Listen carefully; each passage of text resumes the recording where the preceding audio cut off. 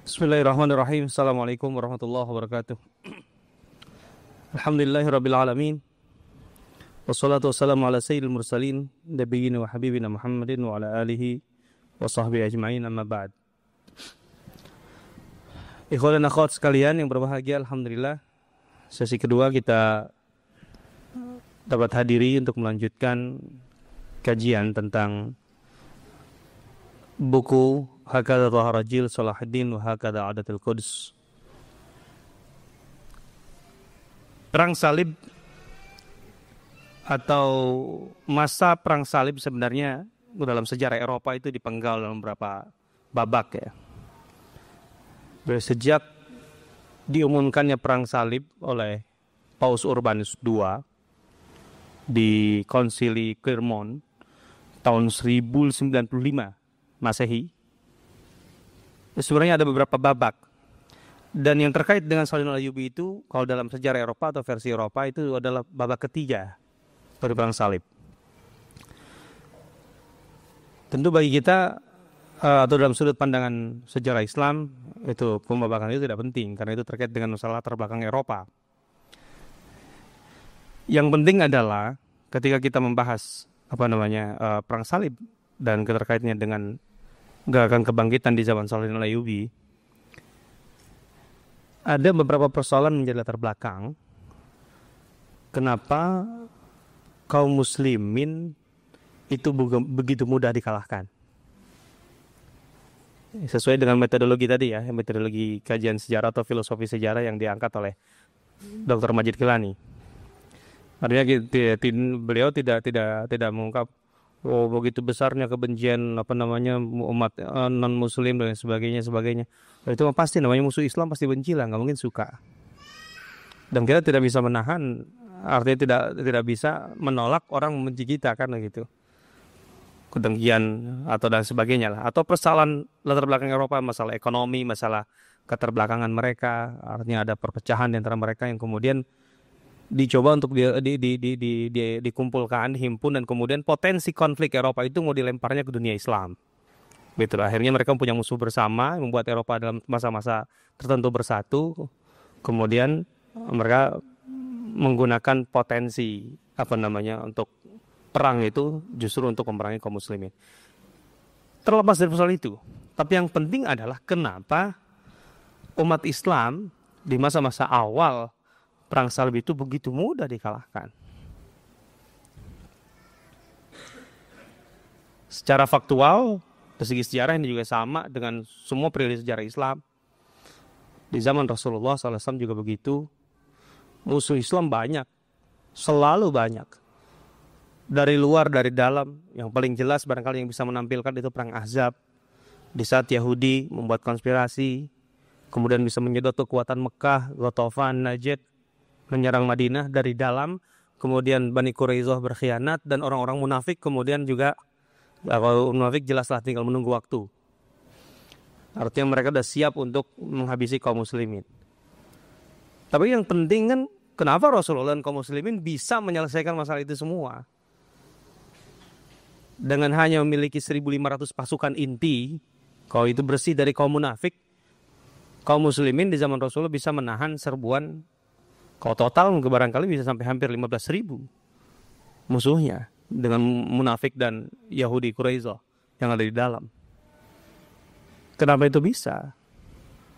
Dan jika di masa-masa berikutnya selalu kaum muslimin bisa memenangkan pertarungan dengan jumlah yang lebih sedikit dan musuh yang lebih banyak. Nah, berbalik keadaannya di masa ini. Di tahun 400-an Hijriah, 490-an tentunya. Dengan jelas ketika arus dari pasukan salib masuk ke wilayah Islam itu nyaris tanpa perlawanan. Satu persatu wilayah Islam takluk, terutama di wilayah Syam. Tentu ada beberapa faktor yang memudahkan pasukan salib itu masuk. Pertama, jalurnya. Mereka melalui Mesir tentunya, melalui Iskandaria, Alexandria.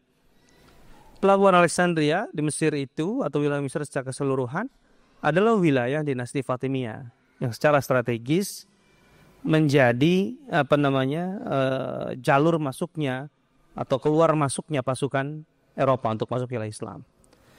Dan dinasti Fatimiyah dengan ideologi Syiah Batiniyah yang dianutnya itu justru sejak awal memang ingin meruntuhkan Baghdad yang merupakan representasi Sunni lah pada masa itu. Kalau kita lihat dari kacamata internal umat Islam.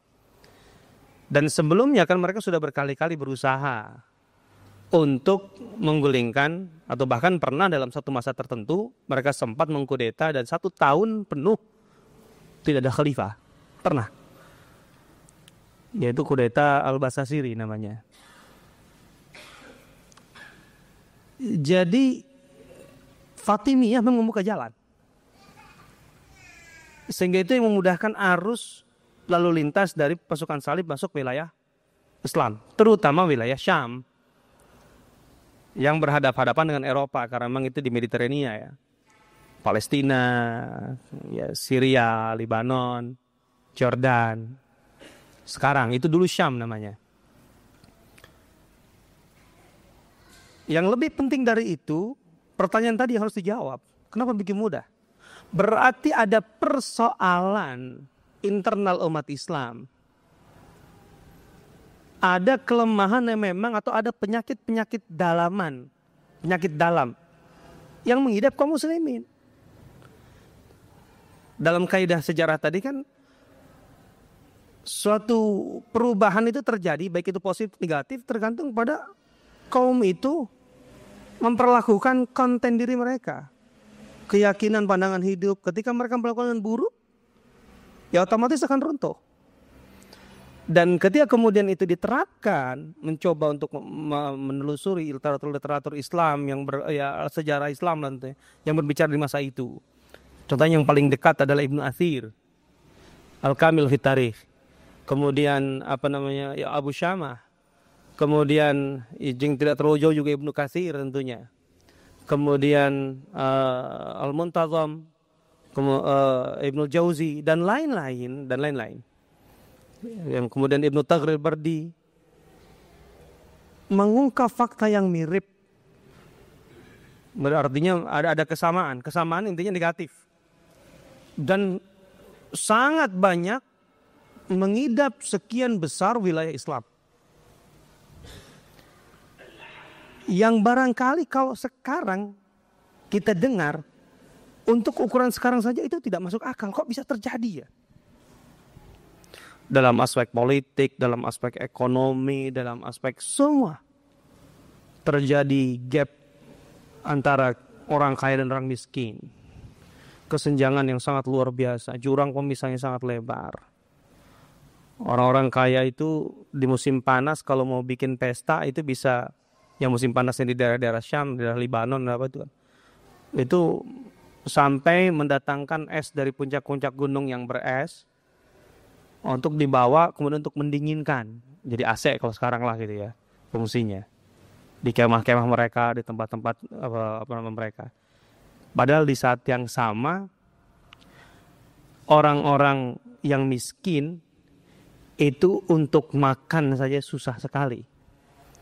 Inflasi sangat tinggi. Harga naik minta ampun. Sebiji delima atau apel itu kadang-kadang sampai harus dibeli dengan uang, kalau bahasa sekarang segepok lah gitu. Kalau dulu 1 dinar gitu contohnya.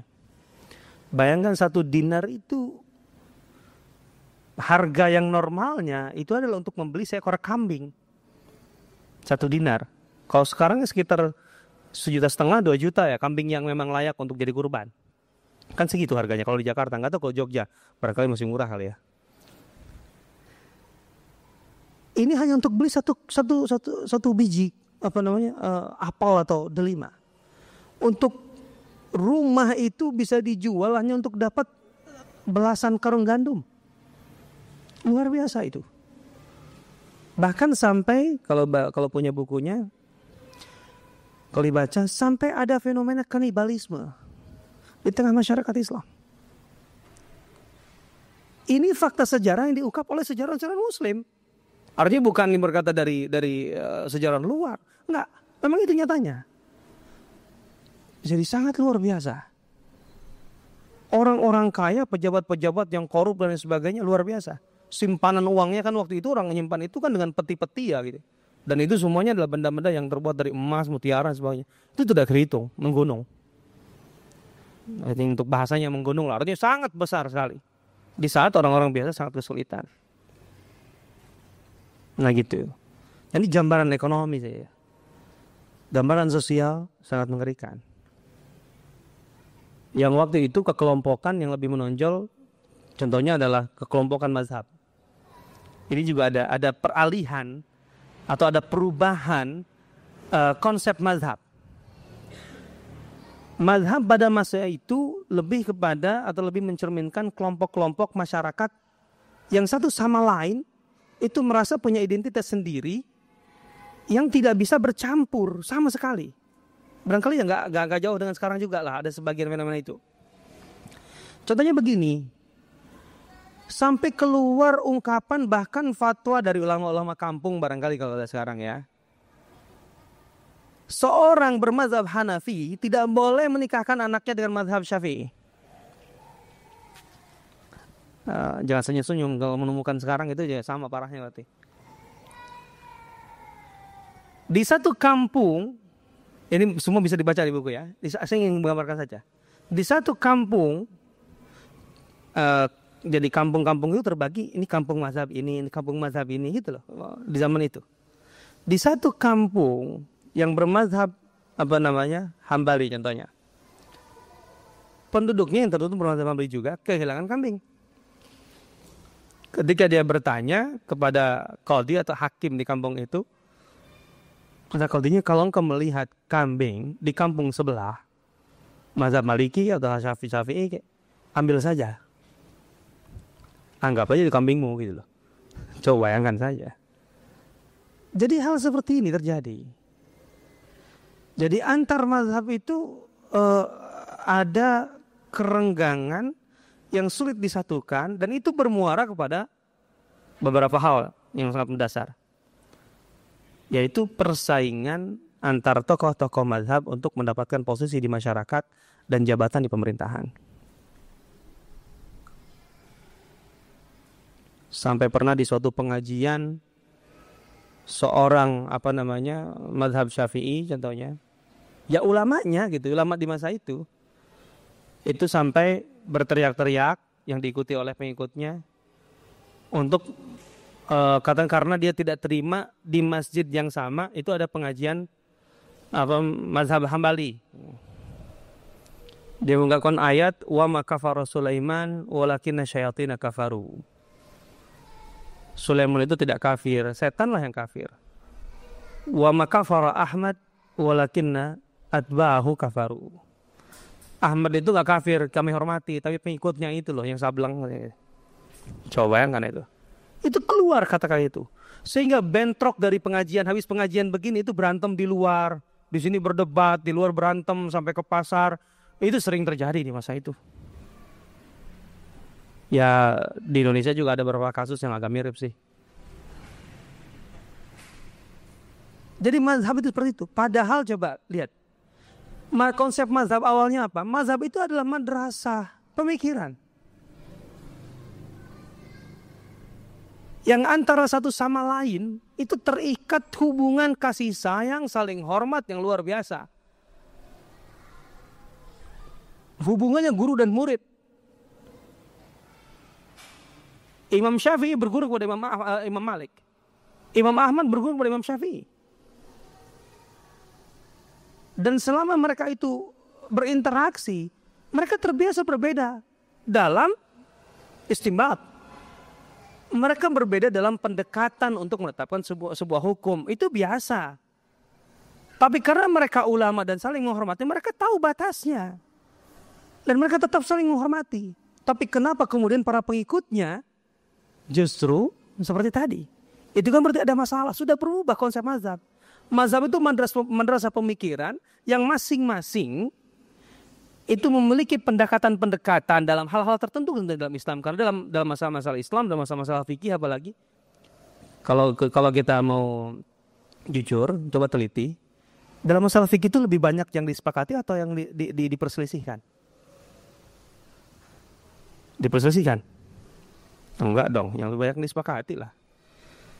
Tapi yang dibahas oleh kita sering karena selalu yang diperselisihkan yang khilafnya. Kalau yang disepakati kan nggak dibahas kan. Contoh sholat saja lah. Wudu sebagai syarat sholat, ada yang khilaf. Artinya kalau nggak wudu, sholatnya nggak sah. Ada yang khilaf? Enggak kan? Semua sepakat. Harus menghadap kiblat. Ada yang enggak sepakat? Khilaf di situ? Enggak ada. Memulai dengan takbiratul ihram, ada yang khilaf? Enggak ada. Paling mulainya takbiratul ihramnya sebatas pundak atau itu khilaf yang sangat biasa saja. Rukunya ke depan, ada yang khilaf? Enggak ada. Makanya di pemikiran liberal ini kan ngaco aja di situ. Bahwa dengan dasar relativisme, semua relatif. Semua bisa ditafsirkan ulang sesuai dengan konteks. Tidak ada yang permanen. Oh, siapa bilang? Dalam agama itu ada yang permanen, yang tidak berubah. Disepakati dan tidak pernah dipertanyakan. Ada memang bidang-bidang tertentu atau sisi tertentu yang diperdebatkan. Dan itu tergantung pada masalah konsep atau metode dalam istinbatnya. Tapi ada masalah-masalah yang dari dulu 1400 tahun yang lalu di semua tempat wilayah Islam, mazhab manapun ruku ya ke depan, nggak pernah kayang ke belakang. Nggak pernah itu. Nggak bisa relatif itu. Itu nggak relatif itu. Sujud. Ada yang cara sujudnya berbeda. Kita lihat, sebenarnya lebih banyak khilaf atau yang disepakati. Dalam fikih itu banyak yang disepakati, lebih banyak disepakati. Cuma yang disepakati itu tidak pernah diulas panjang, kan gitu. Nah, bahan pengulasannya itu dalam hal yang berbeda. Kenapa berbeda? Ini metode pendekatannya apa? Ini pendekatannya apa? Kan begitu. Tapi ketika yang melahirkan metode pendekatan itu adalah ulama-ulama besar yang kapasitasnya ijtihad, mereka tidak pernah merasa bahwa hak saya, otoritas saya diserobot oleh si fulan. Enggak. Imam Syafi'i tidak meninggalkan Madinah sampai Imam Malik meninggal. Imam Ahmad selalu menghormati Imam Syafi'i sebagai gurunya. Kalau mau naik kendaraan atau kuda atau ini, Imam Ahmad memegang talinya. Kalian, tapi kenapa pengikutnya berikutnya? Dengan alasan dia Syafi'i, dengan dia Hambali, dia Hanafi, yang gitu. Ini usahalan. Berarti ada perubahan, ada masalah. Itu abian fusim itu, persepsi, tasawur, cara pandang, salah, keliru. Dan itu akibatnya fatal, akibat sosialnya, dampak sosialnya sangat parah sekali. Sampai tadi bayangkan saja, tidak boleh seorang bermazhab Syafi'i tidak boleh menikahkan putrinya atau anaknya dengan orang yang bermazhab Hambali. Subhanallah gitu. Aspek politik, nah ini dia. Aspek politik bisa dibayangkan bagaimana ketika pasukan salib itu masuk ke wilayah Syam dan menguasai satu persatu dengan pemandangan yang sangat mengerikan. Karena Musa mengakui dalam satu waktu 40.000 orang Islam itu dibantai. Pertanyaannya, di mana institusi politik Islam? Baik yang di dekat situ ataupun yang di pusat di Baghdad. Apa reaksi dari masyarakat dan kemudian elit-elit pemimpin Islam saat itu? Al-Harawi dan lain-lain itu sampai datang ke Baghdad dengan bawa tulang belulang yang sudah mengering, membawa pakaian compang-camping yang berlumuran darah untuk menunjukkan di tengah kaum muslimin, bahkan depan khalifah. Simpati awal pasti ada, nangis dan sebagainya. Kemudian khalifah itu memberikan perintah untuk, kalau bahasa sekarang, munasarah, mengunjungi para ulama, disebar ke setiap ini untuk berpidato, berorasi, mengangkat semangat kaum muslimin. Tapi tidak ada reaksi positif selain hanya sekedar menangis dan sedih. Tapi mau berbuat apa? Enggak. Tidak ada satu gerakan yang kemudian terukur dan terarah, kemudian punya planning yang jelas untuk menghentikan kezaliman pasukan salib di Syam. Tidak ada. Bahkan sampai Al-Quds atau kota Yerusalem dirampas. Tidak ada sama sekali. Jadi ini jelas sekali bahwa umat Islam, kalau dalam bahasa Majid Kelanin tadi, Sudah dalam tahap sekarat. Orang sekarat diajak berjuang, lagi mana? Orang koma gitu, ayo angkat senjata, jangan angkat senjata, angkat tangannya nggak bisa. Kan gitu. Jadi sekali lagi ada persoalan internal di sini artinya. Jadi kalau melihat fenomenanya benar-benar pasukan salib itu begitu luasa masuk dan kemudian bisa bercokol bertahan sekian puluh tahun dari sejak masa masuk karena umat Islam tidak berdaya. Dan itu diakibatkan oleh persoalan internal umat Islam sendiri. Bukan karena memang pasukan Eropa itu kuat. Sehingga umat Islam itu kemudian tidak sanggup. Saya tuh termasuk yang tidak percaya ada musuh yang tidak terkalahkan itu. Itu mustahil. Sebenarnya persoalannya adalah karena posisi kita lebih lemah dari musuh itu saja. Bukan karena musuh yang terlalu hebat, terlalu kuat. Barcelona kan kalah tadi malam. Ya kalau tahu aja kan gampang kan.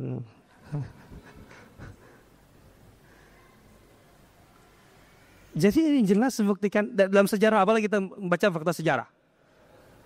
Sejak zaman Rasulullah terus Khulafaur Rasyidin terus berikutnya pasukan muslim setahu saya yang sejauh yang saya baca tidak pernah menghadapi musuh yang lebih ringan, selalu lebih berat. Tapi sampai zaman Khulafaur Rasyidin itu hampir ada 1000 pertempuran dan bisa dikatakan 990 sekian persen itu sepenuhnya mutlak kemenangan tangan kaum muslimin.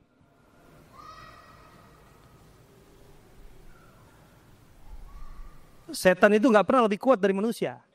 Inna kaida syaitani kana dhaifa. Tapi kenapa seakan-akan dirasakan setan itu begitu mendominasi dalam kasus atau mungkin orang-orang tertentu? Karena posisinya lebih lemah dari dia. Kalau dia bisa meningkatkan diri, gitu loh. Soalnya jangankan ya setan biasa, iblis pun juga tidak berkuasa. Kalau berhadapannya dengan Umar bin Khattab kan kata Rasul apa? Malakiyaka syaitan salikan fajjan. Umar, kalau engkau berjalan kemudian setan berjalan dari arah yang berlawanan, maka asal melihatmu illa salaka fajjan ghayra fajjik, dia akan menyingkir nyari jalan yang tidak ketemu denganmu. Umar gak pernah melihat setan kok, tetapi setan yang melihatnya akan nyingkir duluan. Boro-boro ganggu Umar gitu loh. Lihat ini ya. Jadi persoalan itu sebenarnya di internal gitu loh umat Islam itu. Jadi bukan Eropa yang begitu luar biasa kuat sehingga umat Islam tidak bisa menahan. Enggak, umat Islam tidak dalam performa yang sewajarnya untuk bertahan atau untuk menahan serangan itu. Nah, ini dibaca dengan baik oleh beberapa orang tentunya punya kesadaran. Tadi ketika kita katakan bahwa reaksi awal umat Islam secara umum itu adalah tidak pantas, tidak layak untuk melawan. Tapi ada berapa unsur di tengah elit Islam gitu yang memiliki kesadaran penuh. Yang sebenarnya ini adalah kesadaran mereka ini tumbuh sejak sebelum itu. Saya katakan tadi bahwa pernah ada kasus inqilab atau kudeta Al-Basasiri. Al-Basasiri ini adalah satu sayap militer Syiah yang bisa merebut Baghdad dan kemudian khalifah itu di kudeta lah ini. Kemudian ada tokoh-tokoh dari Turki, etniknya Turki, Saljuk. Itu kemudian dengan kesadaran penuh mereka terpanggil untuk berjuang dan kemudian bisa menyingkirkan Basasiri ini. Saljuk kemudian berkuasa di pemerintahan. Waktu itu khalifah itu memang hampir bisa dikatakan simbol ya, dalam kekuasaan. Sebenarnya wilayah Islam sudah terbagi-bagi kepada kesultanan-kesultanan. Dan setiap kesultanan sebenarnya punya otoritas yang bisa dikatakan mungkin independen. Cuma mereka tetap mengumumkan bagian dari sultan di Baghdad. Tapi sultan sendiri tidak secara langsung bisa mengatur sultan itu, berdiri sendiri. Nah, sultan ini didampingi secara politik oleh menteri-menteri. Nah, menteri-menterinya setelah kudeta Basasiri itu adalah orang-orang Saljuk. Nah, ketika orang-orang Saljuk ini berhasil menghadapi tantangan Basasiri Syiah, mereka kemudian mencoba untuk membuat sebuah pertahanan yang lebih kuat dari sekedar masalah militer. Maka mereka menggunakan pendekatan pendidikan yang diarahkan oleh politik. Karena mereka di posisi politik. Dari situlah muncul gerakan Nizamiyah yang sangat fenomenal. Pusatnya di Baghdad dan di wilayah-wilayah besar Islam, di Khurasan dan lain sebagainya, itu ada Nizamiyah. Nizamiyah itu bahasa lamanya madrasah, tapi kalau sekarang universitas. Karena yang mengajar Nizamiyah itu ulama-ulama besar. Kalibernya sangat guru-guru besar lah. Kemudian materi-materi yang dibahasnya itu materi-materi yang sangat tinggi. Gitu. Imam Juwaini, Al-Qiyah Al-Hirasi, Imam Ghazali, itu ulama-ulama yang bekerja atau sebagai pengajar di Nizamiyah. Dari universitas Nizamiyah itu. Penggagasnya adalah Nizamul Mulk. Dia seorang menteri dari Seljuk yang punya kesadaran penuh untuk membuat perlawanan yang sifatnya atau mempertahankan umat dengan cara yang lebih elegan dan lebih simultan. Karena melihat tantangan Syiah itu bukan sekedar tantangan militer. Syiah itu punya sayap intelektual, punya sayap kebatinan, gitu ya, sayap tasawufnya juga, punya sayap militer dan punya institusi. Itu dari dulu, maka berat sampai sekarang perjuangan melawan Syiah itu.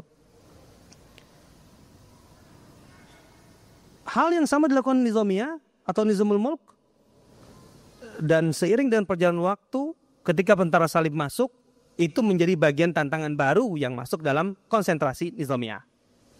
Hanya saja, yang awalnya pendekatan politik yang dilakukan oleh Nizamul Mulk itu mendapat dukungan sepenuhnya karena ada tantangan Syiah. Seiring dengan mudahnya tantangan Syiah di Baghdad, maka sebagian elit politik seperti Malik Shah dan lain sebagainya itu sudah menganggap tidak lagi perlu, bahkan merongrong upaya-upaya pendidikan yang dilakukan Nizamul Mulk. Akhirnya ada benturan-benturan politik di situ. Sementara pendidikan sepenuhnya terkungkung di bawah pengaruh politik itu. Dan semua sivitas akademikanya dan sebagainya kemudian juga diatur sepenuhnya oleh kekuatan politik. Sehingga karena elitnya bermasalah, institusinya pun juga bermasalah. Makanya tadi saya katakan habis pengajian, habis apa itu bisa, bahkan ada kasus ibarat kata mahasiswa yang mabok, yang ada faktanya terlibat hal-hal yang sebenarnya sudah tidak pantas lagi dilakukan oleh mahasiswa-mahasiswa di Universitas Nizamiyah. Ini reaksi dari umat Islam berikutnya. Jadi pendidikan melalui jalur politik. Ini kemudian dibaca dengan baik oleh beberapa ulama Islam. Yang paling menonjol adalah Abu Hamid Al-Ghazali. Yang waktu itu sebenarnya dia dalam posisi rektor Nizamiyah pusat di Baghdad. Di usia kurang dari 40 tahun. Dia sudah rektor. Dan tidak ada yang mengalahkan Al-Ghazali. Seorang yang sangat jenius. Tapi Al-Ghazali ini orang yang tidak pernah berhenti untuk mencapai titik tertinggi dari sesuatu, entah itu intelektual, kejiwaan dan lain sebagainya. Maka terus berkembang hidupnya. Ketika melihat dalam kondisi puncak seperti itu, bahkan sebagai rektor Baghdad atau Nizamiyah Baghdad, dia sudah diminta pendapat atau nasihat untuk menentukan seorang itu menjadi khalifah atau bukan. Akhirnya sudah di puncak, tidak lebih tinggi lagi, dia mulai menunduk. Yang tadinya dia terkenal arogan, gitu ya, terkesan sombong, karena tidak mengalahkan, itu kemudian mulai menunduk, karena tidak lebih tinggi lagi. Saat itulah dia merasa ada salah besar. Di saat umat Islam dibantai dan sebagainya di Syam, Quds kemudian dikuasai salib, tidak ada yang bisa melawan, tidak bisa bangkit, tidak ada yang berupaya. Ada masalah besar, ada persoalan besar yang harus disadari umat Islam. Disitulah dia mencari. Dia mundur dari rektorat dan 10 tahun berpetualang ke Syam kemana untuk mencari jawaban, sekaligus memberikan jawaban. Karena memang sudah menjadi ulama besar. Di usia 17 tahun dia sudah menulis buku yang menggegerkan, yang membuat gurunya waktu itu Imam Juwaini, Imam Haramain, mengatakan hal ladafantani, engkau ini apa mau menguburku padahal aku masih hidup. Karena buku Imam Ghazali sangat luar biasa. Nah, Imam Ghazali dalam 10 tahun itu melakukan pembacaan, perenungan, dan seterusnya terhadap kondisi umat.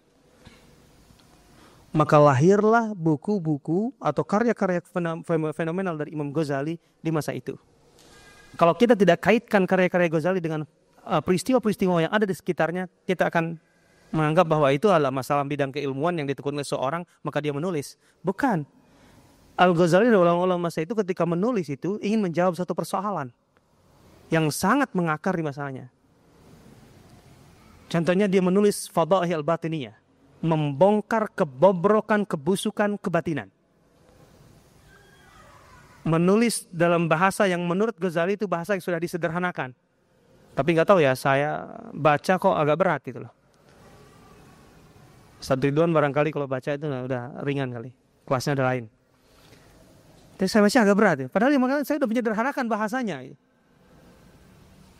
Saya ingat sekali dosen saya di Madinah mengatakan bahwa sepanjang karya atau yang ada dari sejak zaman Ghazali atau bahkan sebelumnya tentang bicara tentang masalah kebatinan sampai sekarang, secara mendasar tidak ada yang lebih kuat menulis tentang kebatinan melebihi Ghazali. Itu menunjukkan kapasitas dan kejeniusannya. Benar-benar batiniah itu kebatinan itu dibongkar.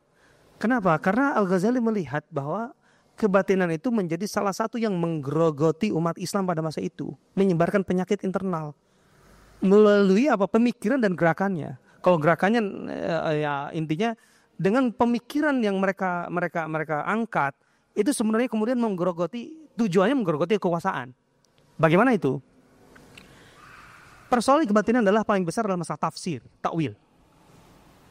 Jadi mereka mengedepankan satu metodologi penafsiran baru terhadap teks, terhadap Al-Quran. Yang intinya setiap teks Al-Quran ataupun sunnah, apalagi ini Al-Quran yang paling utama, itu dimaknai dengan makna yang jauh berbeda dari yang semestinya. Dengan yang mereka sebut makna batin, makna dalam. Sementara makna yang kita pahami itu makna luar, itu dangkal. Gitu loh. Nah, yang makna dalam itu intinya adalah menggerogoti loyalitas umat Islam terhadap kekuasaan Islam atau institusi Islam. Personnya, khalifahnya bisa bobrok, tapi institusinya kan benar. Di saat yang sama menarik mereka untuk loyal kepada imam yang gaib, yang kemudian nanti perwakilannya adalah pemimpin Syiah.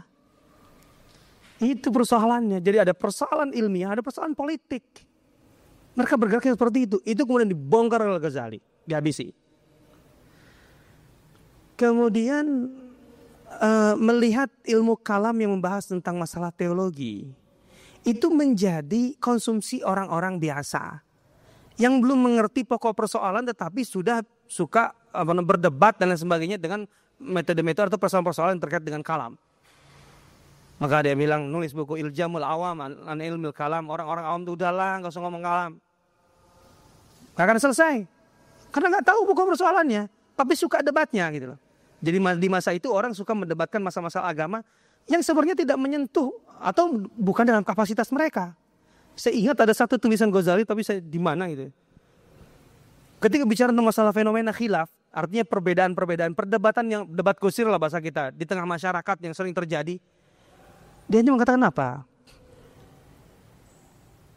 Kalau orang yang tidak mengerti itu diam, yang tidak memahami permasalahan itu diam, lantafal khilaf, maka sebenarnya khilaf itu akan terselesaikan kok. Tapi karena yang meributkan tuh orang yang tidak mengerti, ya nggak selesai-selesai. Kan khilaf ada di zaman Abu Hanifah, Imam Malik, Imam Syafi'i, Imam Ahmad. Bahkan zaman sebelumnya, tabi'in, bahkan zaman sahabat juga ada. Tapi kenapa khilaf itu tidak menjadi penyakit bagi umat? Tetap dalam satu keutuhan sebagai umat. Tapi kenapa khilaf itu? Khilaf yang sebenarnya masalahnya sama. Masalah dasarnya sama. Terkait dengan hukum-hukum, sama. Emangnya hukum Islam berkembangnya sebanyak apa sih setelah itu? Kan gak banyak. Masalah khilafnya kurang lebih diulang-ulang kok. Gitu loh. Tapi karena yang khilaf, yang ribut itu orang tidak mengerti, maka menjadi masalah. Gitu. Kemudian dia masuk ke filsafat. Dia melihat ini sudah campur aduk. Filsafat Yunani, Aristoteles, itu kemudian diadopsi oleh umat Islam, sebagian filosof Muslim, sampai pada titik persoalan-persoalan yang menyangkut dengan ketuhanan atau ilahiyat. Padahal kalau filsafat itu berhenti pada titik tabiiyat dan riyadiyat. Riyadiyat itu matematika kali ya, tapi bukan math. Kalau math itu kan sebenarnya ngitung ya. Saya nggak tahu ini orang-orang matematika, MIPA. Kalau riyadiyat itu lebih kepada masalah logika sebenarnya, kenalar. Karena riyadiyat ini ada mengolah nalar itu, bukan semata-mata menghitung. Jadi lebih luas dari matematika kalau riyadiyat itu dalam terminologi Islam. Atau berhenti di tabiiyat. Tabiiyat itu masalah fisik. Karena dalam masalah fisik ada metafisik. Kalau ilahiyat metafisik, masalah gaib. Gitu ya. Bukan teologi. Salah, kalau teologi itu dari terminologi Kristen ya. Yang terkait dengan hakikat Isa intinya kan. Tapi kan masalah dalam Islam selain fisik itu kan bukan semata-mata masalah itu. Masalah gaib secara keseluruhan. Maka ilahiyat diartikan sebenarnya masalah metafisik. Jadi kalau filsafat tidak masuk metafisik sebenarnya selesai masalah. Tapi udah campur aduk waktu itu. Sampai membahas tentang masalah asal penciptaan. Gitu. Kalau baca tahafut falasifah, baca tahafut, saya beberapa kali membaca di Insis dengan teman-teman, puyeng membacanya memang. Tahafut falasifah. Dan itu menunjukkan pembacaan Ghazali sangat mendalam sekali terhadap masalah itu. Dia kuasai betul paradigma pemikiran Aristoteles, Ibnu Sina dan Farabi yang kemudian dia kritik habis di situ. Wa in qalu qulna fa in qila qulna. Kalau mereka berkata begini, kami berkata begini. Kalau ada lagi berkata begini, kami berkata begini. Terus dibantah satu persatu, dipreteli. Sampai pada titik intinya, kalau masalah ilahiyat itu bukan atau masalah metafisik bukan masalah nalar. Itu tidak bisa menggunakan nalar untuk bisa mencapainya. Tapi menggunakan sam'iyat. Harus menggunakan dalil-dalil yang memang wahyu. Ilahiyah sifatnya. Kesimpulannya ke sana. Untuk sampai isbat, sampai menetapkan. Karena mereka bicara sampai detik, apakah alam ini wujud begitu saja, saling mempengaruhi satu proses-proses yang lain. Intinya bahasa kemudian kalau tapi tidak sama ya dengan Darwin, evolusi atau ya waktu itu tidak sampai separah evolusi. Evolusi kan menciptakan dirinya sendiri nanti dasarnya. Tapi kalau dalam Islam itu kan khalq. Artinya Allah yang menciptakannya. Dan penciptanya itu mempunyai sifat pertama azali, gitu ya. Yang kedua mengetahui segalanya dan menguasai segalanya. Dan itu tidak terukur dengan yang manusia ukur. Karena mereka sampai membahas Allah diciptakan kapan? Allah masuk waktu atau di luar waktu? Sampai ke situ. Ini kan sudah tidak benar intinya. Maka dia tulis Tahafut al-Falasifah. Inkoherensi para filosof. Bertabrakan pandangan-pandangan mereka. Sebenarnya mereka itu tidak mempunyai satu pandangan yang pasti. Ketika mereka memastikan kan hukum mereka harus pasti begini. Bagaimana Anda bisa mengatakan bahwa semuanya harus pasti sementara pendapat Anda dengan teman Anda saja berbeda? Nah, itu tolak betul oleh Ghazali. Tahafut falasifah. Perlu diketahui pada masa itu di tahun 400-an itu filsafat itu disiplin ilmu yang paling dianggap bergengsi. Karena itu tingkat pemikiran yang paling rumit, intinya gitu.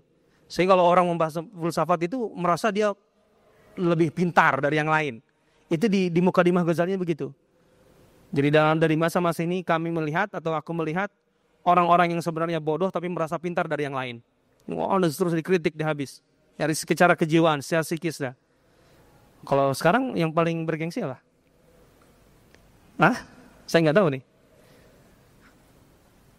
Kedokteran dan hukum. Kenapa itu? Ayo. Apa? Apa yang menjadi porosnya ini? Apa yang menjadi porosnya? Kenapa menjadi lebih bergengsi? Jangan-jangan porosnya itu Asia itu, kebendaan. Iya, ada dokter mau miskin. Kalau ada pengecualian. Nah ini harus introspeksi loh kita itu. Gitu loh. Kalau dulu waktu itu filsafat yang paling tinggi gitu loh. Nah, sejak Al-Ghazali meruntuhkan filsafat Aristotelian itu, yang tentu ininya pengejawantannya ada dalam Farabi dan Ibn Sina terutama ya. Itu filsafat nggak laku. Sejak itu filsafat nggak laku. Orang jadi alah filsafat apa? Lu kalau Imam Ghazali begini, rendah-rendah aja itu sebenarnya orang yang sok tahu kan ya gitu. Coba yang itu dampaknya loh. Memang gue sih melihat ini permasalahan gitu loh. Penyakit umat gitu. Kemudian lagi melihat orientasi masyarakat yang belajar fikih lebih banyak ke perdebatan tadi, ke jidal. Kemudian mereka tujuan dari belajar fikih waktu itu, artinya kalau orang yang belajar fikih itu untuk mendapatkan jabatan-jabatan pemerintahan. Karena seperti hakim, seperti pejabat. Jadi kualifikasi pejabat pemerintahan itu adalah penguasaan mereka terhadap masalah-masalah fikih. Ini loh. Jadi kalau mau jadi pejabat apa, nah standar fikihnya di mana dia? Nah di situ, di masa itu. Sehingga orang belajar fikih itu untuk jadi pejabat. Untuk jadi PNS lah kalau sekarang bahasanya. Berarti tujuannya sudah nggak benar. Kalau begitu harus ditazkiyah nih, harus dibersihkan. Sehingga orientasi ilmu itu jadi benar. Tujuan risalah ilmu itu jadi benar. Maka dia mengambil tazkiyah itu dari dasar-dasar tasawuf yang lurus. Secara umum, lurus. Sehingga dia menggabungkan antara tasawuf dan fikih dalam Ihya Ulumuddin. Itu model pertama. Artinya model karya yang seperti itu baru pertama dilakukan. Sebelumnya tidak pernah. Sebelumnya dua domain yang berpisah. Orang-orang yang menggeluti tasawuf itu merendahkan orang-orang yang belajar fikih karena Allah kamu belajar ilmu-ilmu cetek yang membuat kamu tidak pernah mengenal Allah. Kami mengenal Allah katanya. Kalau orang-orang fikih katakan Allah kamu orang nekuni tasawuf hanya taunya zikir ini itu tapi nggak pakai otak. Itu yang terjadi saat itu begitu. Imam Ghazali mengambil sisi positif dari A, kemudian digabung dengan B dan seterusnya. Sebaliknya begitu. Jadilah Ihya Ulumuddin. Itu kalau kita membaca karya-karya Imam Ghazali dan persoalan semasa, persoalan di masa itu. Itu dilakukan Imam Ghazali. Itu dilakukan beliau. Dalam pergerakannya kemudian setelah 10 tahun Imam Ghazali, tentu ada karya-karya lain lah banyak ya. Imam Ghazali juga berbicara tentang masalah tabiat, masalah fisika, berbicara masalah falak, berbicara memang dia orang jenius dan multi interdisipliner, ulama ensiklopedi. Dia menguasai banyak bidang, di semua bidang dia menonjol, gitu loh. Kalau kita bicara kekurangan ya selalu orang ada kekurangan, pasti ada. Tapi kita bicara secara umumnya. Dari segi pergerakan Imam Ghazali kemudian setelah selesai 10 tahun merenung, dia melakukan kontemplasi, refleksi, kemudian menulis karya-karya di sela-sela itu, akhirnya kemudian dia kembali ke dunia pendidikan. Awalnya dia sempat mengajar sekali di Nizamiyah di Nisabur, tapi kemudian dia tinggalkan sama sekali karena tidak bisa menunjang yang menjadi cita-cita dan pandangannya. Akhirnya dia membuat madrasah sendiri di Tus, di kampung halamannya. Madrasah itu dia bangun dengan karakter sendiri, di kurikulum sendiri, kemudian pendekatan-pendekatan pendidikannya sendiri. Jadi ada kelas untuk belajar akademik, kemudian ada ribat asrama, model-model pesantren sekarang. Ribat asrama untuk pembelajaran sosial, interaksi dan sebagainya, dan untuk tazkiyah. Itu yang dilakukan Imam Ghazali. Hanya beberapa saat setelah itu meninggal. Yang penting sebenarnya Ghazali tidak sendirian. Hanya buku-buku literatur sejarah yang mengangkat secara detail itu di Ghazali. Sebenarnya ada nama-nama lain yang juga muncul seperti Al-Khirasi dan sebagainya melakukan hal yang sama. Artinya Ghazali itu tidak sendirian. Dia beberapa dengan sekelompok atau beberapa orang lah, kolega-koleganya pada masa itu. Setelah itu meninggal, Yang penting ketika Ghazali meninggal, kebatinan itu sudah terbongkar kedoknya, kemana arahnya, itu punya kekeliruan di aspek ilmiah, dan punya target-target politik yang jelas sekali, itu akan menghancurkan eksistensi umat Islam. Kemudian ilmu kalam itu diluruskan oleh Ghazali, artinya dipersempit, jangan sampai masuk ke orang-orang awam, jadi konsumsi orang awam. Filsafat tentang metafisiknya Aristotelian dan Ibnu Sina diruntuhkan, dan kemudian orang-orang jadi tidak suka dan sebagainya, sehingga orang Barat kan palingnya dengan Ghazali, alergi. Sebenarnya yang membuat keilmuan itu runtuh itu adalah Ghazali. Karena dia meruntuhkan filsafat ilhad mereka. Tapi sebenarnya kalau diakui jujur, Barat itu maju, Renaissance Barat itu karena mengadopsi teori Ghazali dalam kausalitas ini. Tapi itu pembahasan lain lah di luar itu.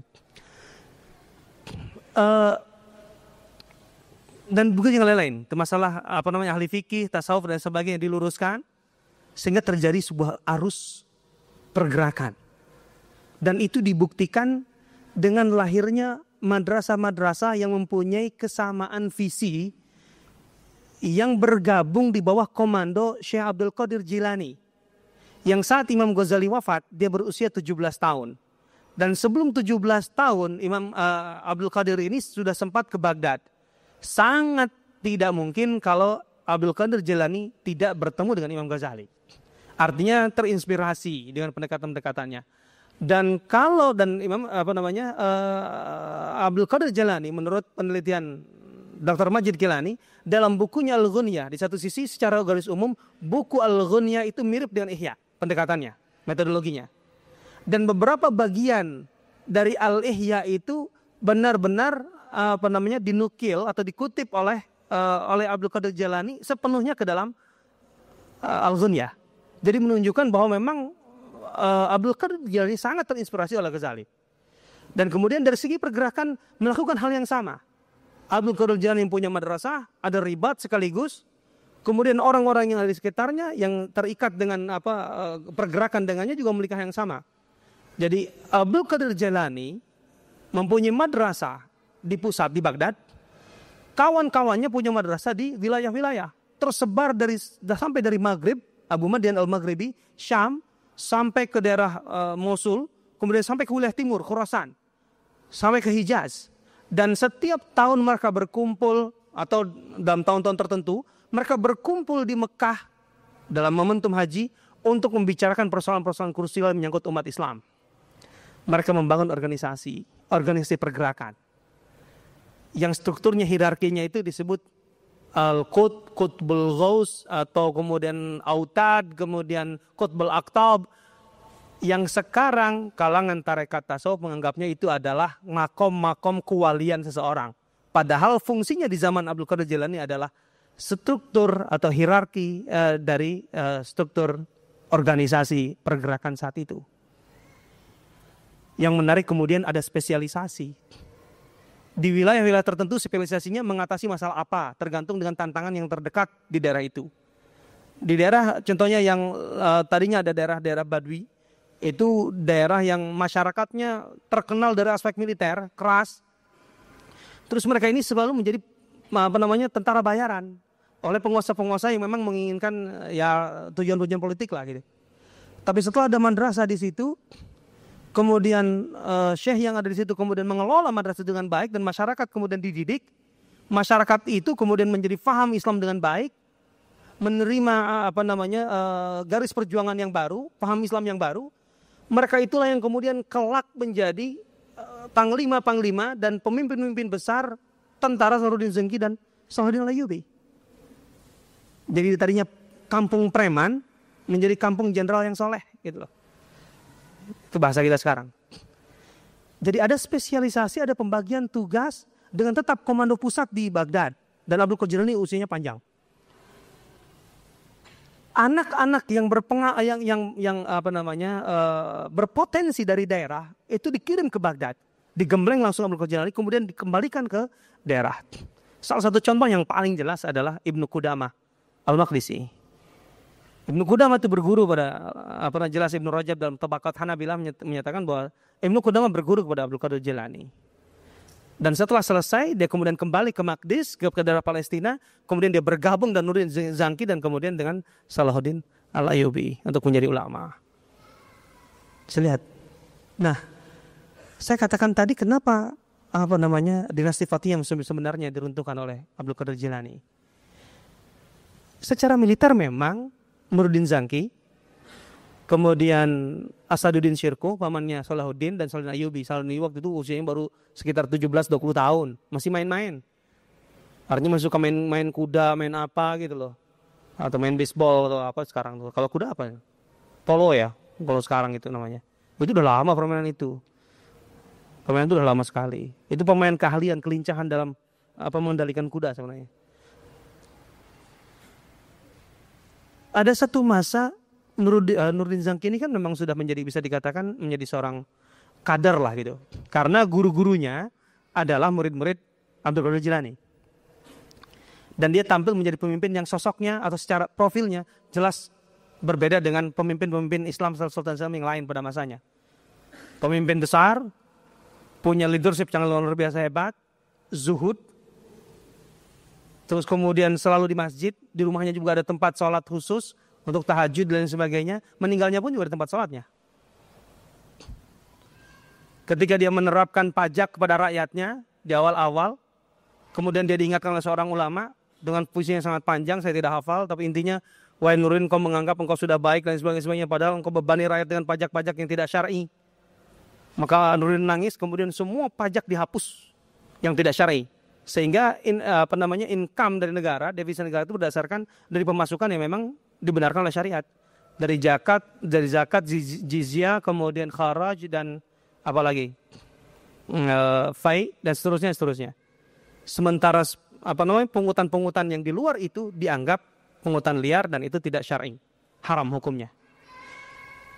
Itu dilakukan Nuruddin Zangki. Padahal kan dia membutuhkan biaya besar untuk perang dan sebagainya. Dan dia melihat dari segi leadership dia bahwa persoalan terbesar dalam menghadapi orang-orang salib di Palestina itu adalah keberadaan dinasti Fatimiyah di Mesir. Kalau Fatimiyah itu dikuasai dan disunnikan, maka Eropa akan terpisah dari Syam. Mereka tidak bisa lagi berkomunikasi, mengirim pasukan. Maka dia mengirim Asaduddin dan Salahuddin Ayyubi. Sebelum berangkat, ketika pasukan sudah siap, Abdul Qadir mendengar berita itu, dia mengatakan kepada muridnya, bawa suratku pada Nuruddin.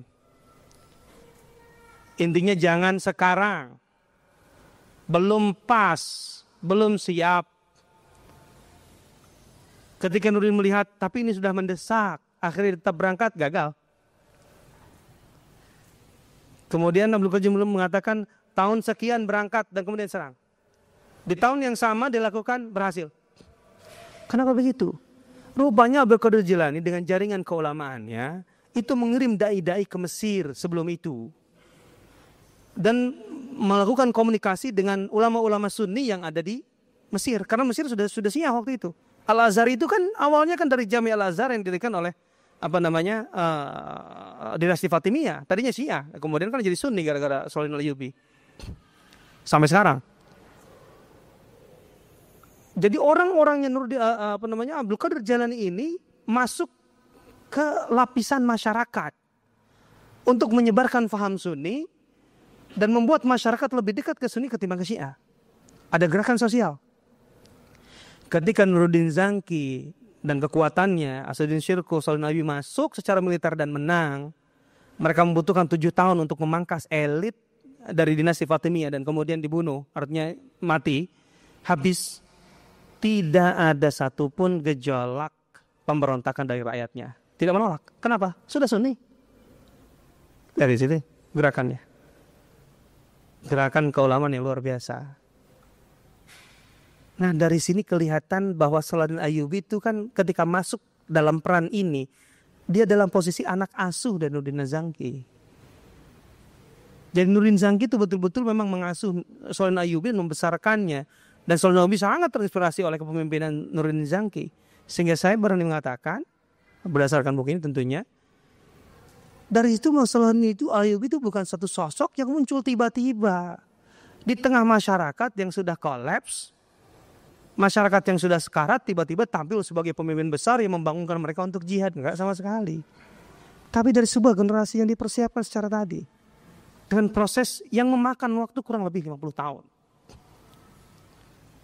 Dan lihat dampak dari Imam Ghazali dan Abdul Qadir Jailani. Kelihatannya gerakan mereka keilmuan. Tapi jelas dalam konsep Islam, ilmu itu tidak mungkin lepas dari amal. Dan amal daripada ilmu itu intinya kan ihqaqul haq dan ibtalul batil. Yang hak jadi hak, yang batil menjadi batil. Yang hak, yang ma'ruf diangkat, al-amru bil ma'ruf, yang mungkar diredam. Wa nahy anil munkar, kan itu intinya. Sehingga kalau itu dilakukan otomatis yang akan terjadi adalah perbaikan kan. Karena yang baik, yang benar itu yang diangkat, yang disebarkan, yang mentala, yang ma'ruf, yang rusak itu dihabisi. Saya agak menekankan ini karena dalam beberapa forum saya sering ditanya. Persoalan sudah begitu jelas. Artinya kelihatan oleh mata. Masalah kebobrokan, elit kepemimpinan, politik, kemudian ekonomi. Tapi bagaimana bicara masalah taklim, masalah pengajian, ini bahasa kita kan pengajian taklim. Ketika taklim atau pengajian atau aspek ilmiah ini dipahami oleh ulama-ulama, oleh orang-orang yang mempunyai orientasi dan pemahaman yang mendalam terhadap suatu kondisi yang semasa, itu jelas akan memberikan jawaban karena konsekuensi dari ilmu yang benar itu tadi. Pasti ada aspek amalnya, ada aspek praktisnya. Dan di situ kenapa contohnya juga Ghazali sering disalahpahami.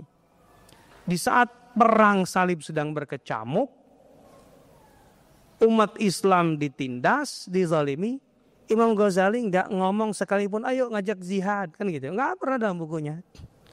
Walaupun bukan berarti nggak pernah mengungkap kata jihad dalam kitab-kitabnya, ada. Tapi Ghazali itu kan orang yang sangat paham. Kan dia tadi posisinya direktor, dia tahu di pusat, di Baghdad.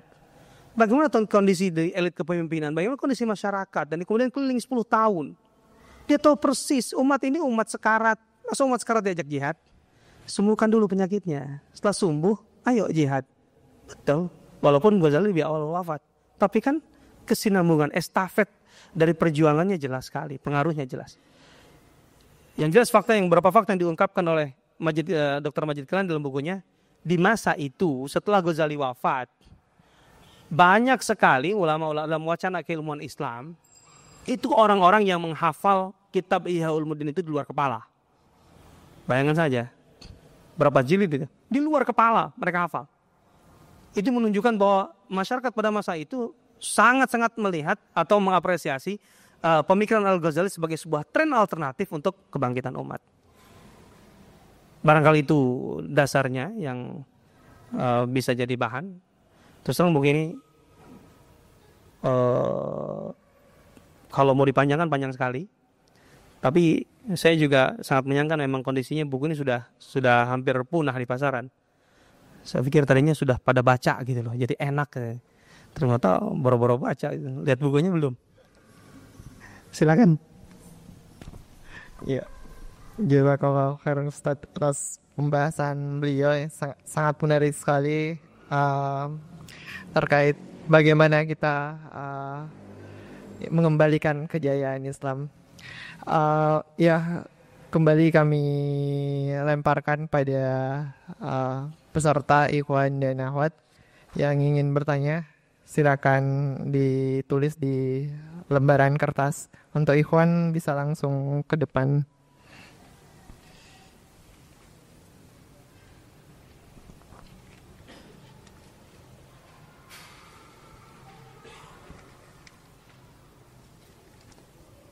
Beta, set.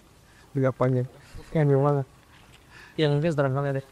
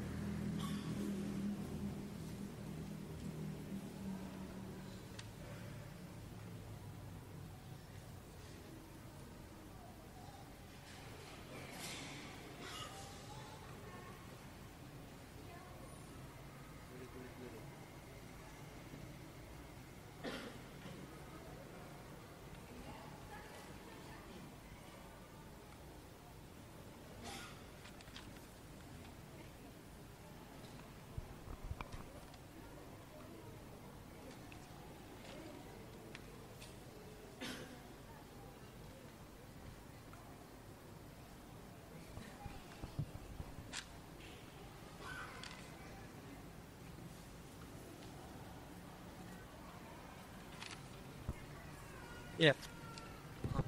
Oh, yang laki-laki nggak ada berarti. Ya tadi ada yang bertanya di awal sebenarnya tentang masalah di sebelum zuhur tadi. Bagaimana para ulama di zaman Salahuddin menanggapi orang-orang Islam yang tidak peduli atau membenci keinginan untuk kembali kepada kebangkitan Islam. Sebenarnya bisa begini. Ulama-ulama pada masa itu karena kesadarannya untuk membenahi aspek internal, mereka tidak terlalu peduli dengan arus yang berkembang di luar, tren yang berkembang di luar. Jadi kalau kembali kepada hadis, tampaknya sangat memahami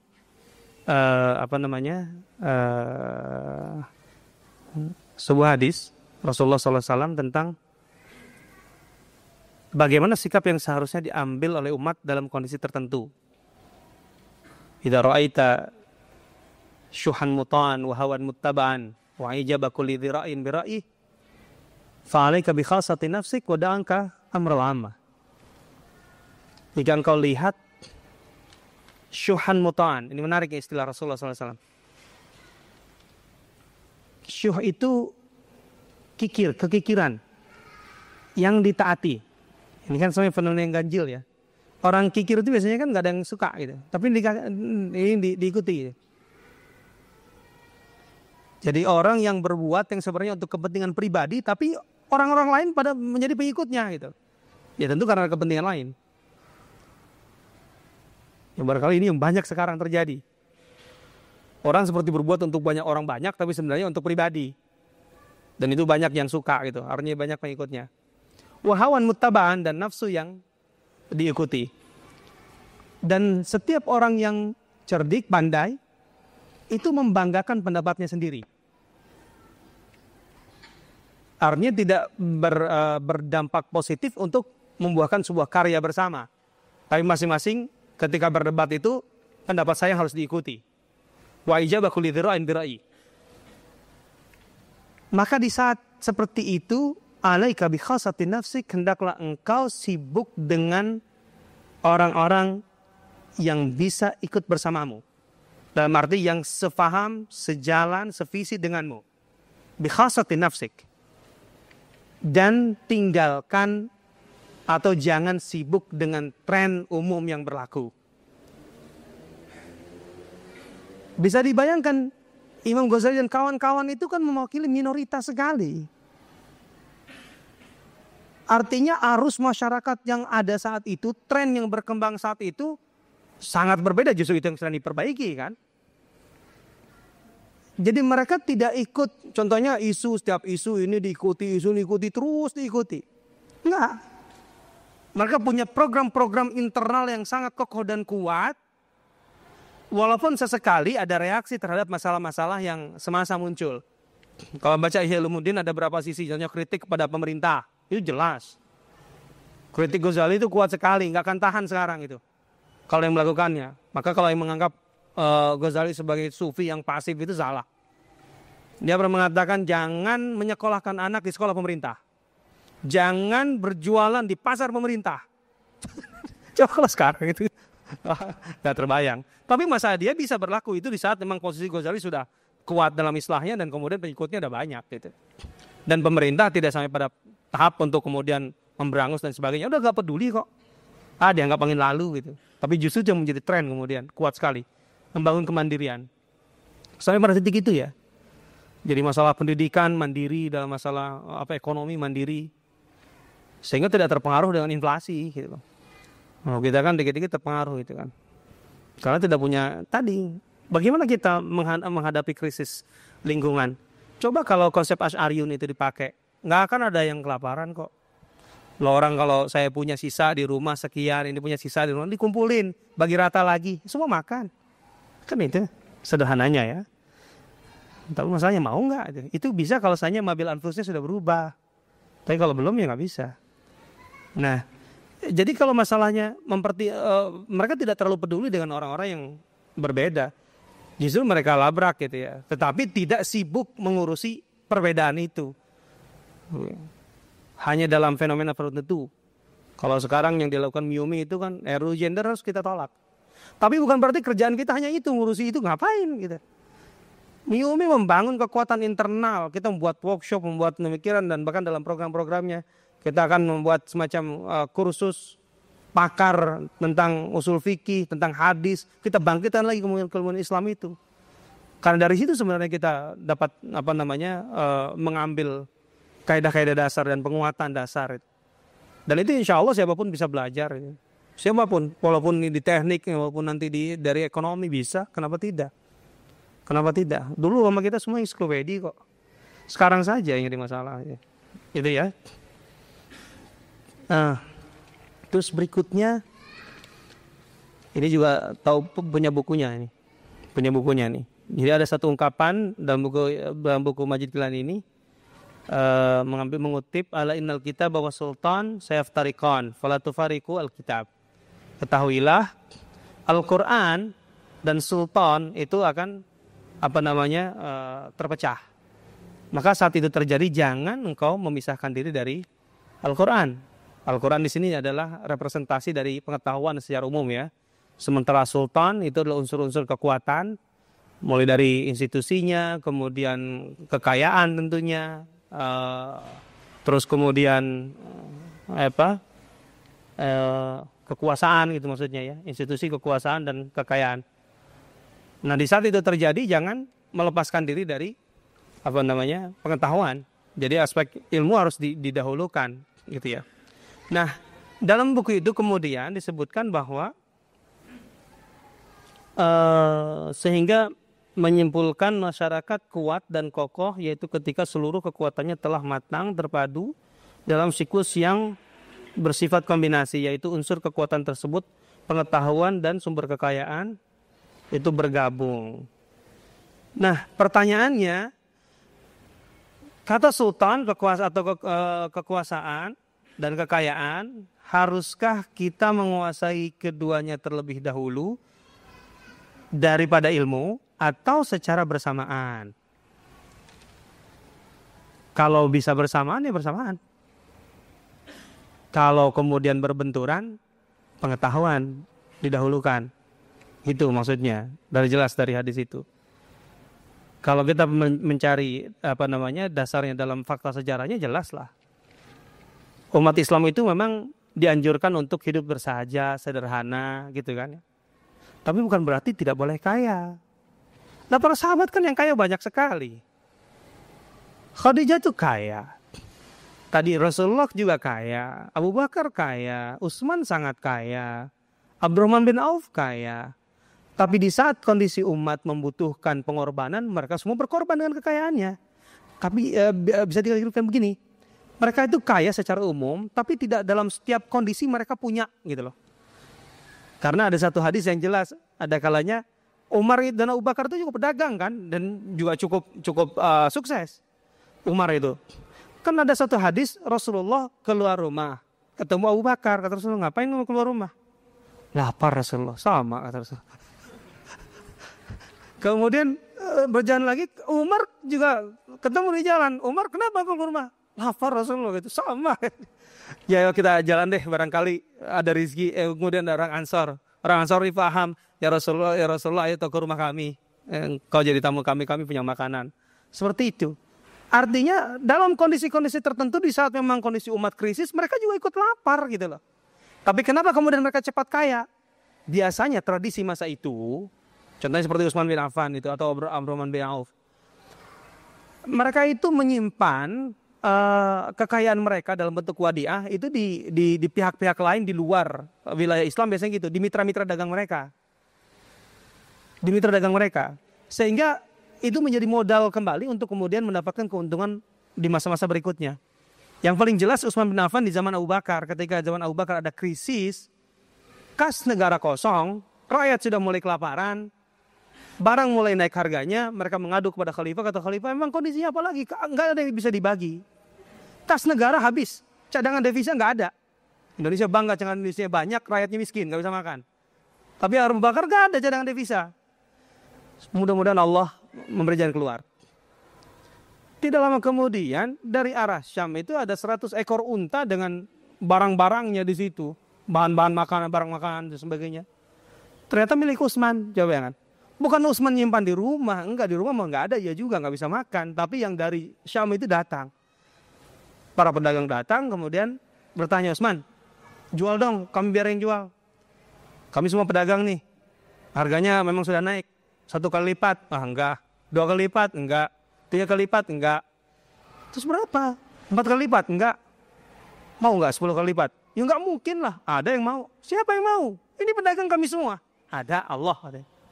Al-asyaratu al-hasanatu bi asyri amsalihha, satu kebaikan dibalas Allah 10. Sedekah untuk orang Madinah. Ya begitu orang kayanya gitu loh. Tapi di saat kondisi kesejahteraan merata di zaman Umar contohnya, itu kekayaan mereka memang karena mereka berdagang itu meningkat luar biasa.